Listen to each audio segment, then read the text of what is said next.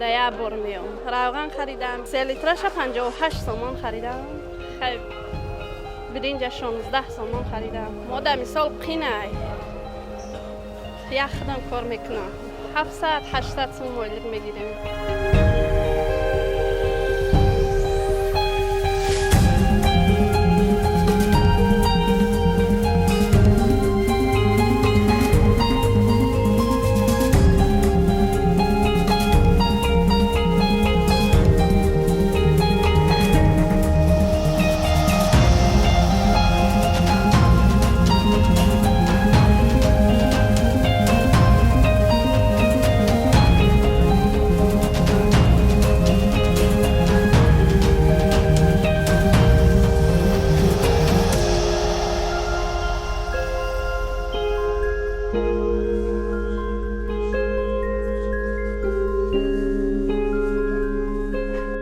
بسیار که در داخلی پالیزشان داخل شدن نمیتواند، در همین سبب یک روز یا که تا 3 روز 4 روز همین سبب های سردی خونگی محصولاتشان به بازار وارد کردن نمیتونن، به همین سبب کمتر نرخ یک میخیزد و با جای اولش برمیگردد.